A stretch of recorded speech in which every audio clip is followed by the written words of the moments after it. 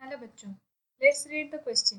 The question says, name the types of synthesis A and B occurring in the replication fork of DNA as shown below. तो यहाँ पे हमको क्या दिया गया है, एक रेप्लिकेशन फॉर्क दिया गया है जिसमें कि हमको दो टाइप ऑफ सिंथेसिस यहाँ पे दिख रही है। एक यहाँ पे लिखा हुआ है ए सिंथेसिस और दूसरा है बी वाला सिंथेसिस।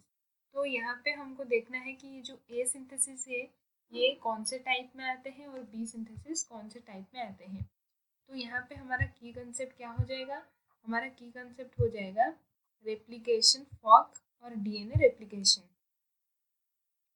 तो की कंसेप्ट हो जाएगा हमारा रेप्लिकेशन फॉर्क।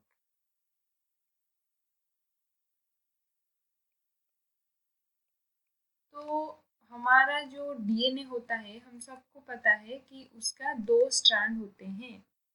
डीएनए का दो स्ट्रैंड होते हैं। DNA has two strands. एक स्ट्रैंड कहाँ से कहाँ तक, 5 प्राइम से 3 प्राइम तक। दूसरा होता है 3 प्राइम से 5 प्राइम तक।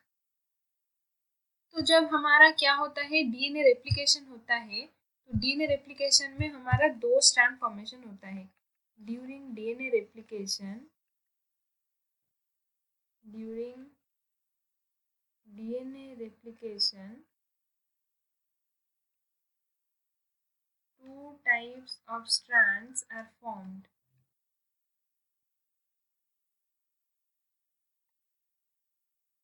दो टाइप के स्ट्रैंड फॉर्म होते हैं। तो दो टाइप में क्या आता है हमारा, एक होता है लीडिंग स्ट्रैंड, दूसरा हमारा होता है लैगिंग स्ट्रैंड। तो ये जो लीडिंग स्ट्रैंड होता है ये क्या होता है, जहाँ पे हमारा जो डॉटर स्ट्रैंड है, जहाँ पे कॉन्टिन्यूसली फॉर्मेशन होगा। Daughter strand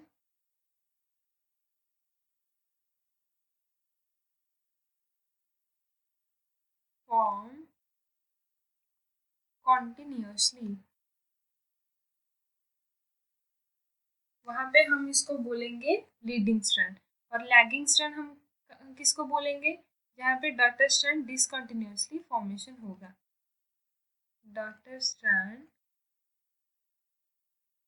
form discontinuously.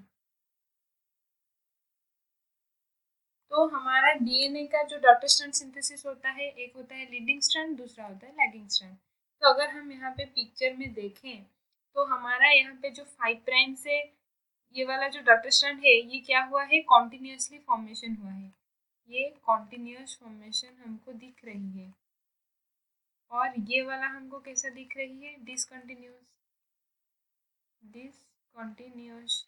तो इसका मतलब क्या हो गया, ये वाला हो गया हमारा लीडिंग स्ट्रैंड, ये वाला हो गया लैगिंग स्ट्रैंड। तो अगर यहाँ पे हम ऑप्शन को देखें, डी ऑप्शन में क्या है, A discontinuous synthesis, B continuous synthesis, जो कि गलत है क्योंकि हमारा क्या होगा, ए होगा कंटिन्यूस, बी होगा डिसकंटिन्यूस। तो सी में हमको हम अगर देखें तो ए लिखा गया है कॉन्टिन्यूस, बी लिखा गया है डिसकंटिन्यूस। तो इसका मतलब लग रहा है कि सही हो सकता है। पर यहाँ पे क्या लिखा हुआ है ब्रैकेट में कि जो कॉन्टिन्यूस सिंथेसिस है उसको हम लैगिंग स्ट्रैंड बोलते हैं, जो कि बिल्कुल गलत है। क्यों, क्योंकि कॉन्टिन्यूस सिंथेसिस को हम लीडिंग स्ट्रैंड बोलते हैं। तो ऑप्शन सी गलत हो गया। फिर देखेंगे ऑप्शन बी, बी में क्या है, A discontinuous synthesis, B continuous synthesis, जो कि बिल्कुल गलत है। तो अगर हम ऑप्शन ए को देखें तो इसमें लिखा गया है कि ए होता है कॉन्टिन्यूस सिंथेसिस, जो कि सिंथेसिस ऑफ लीडिंग स्ट्रैंड, और बी होता है डिसकंटिन्यूस सिंथेसिस, जो कि सिंथेसिस ऑफ लैगिंग स्ट्रैंड। इसका मतलब ऑप्शन ए हमारा करेक्ट ऑप्शन है। Hope you understood it well. Best of luck.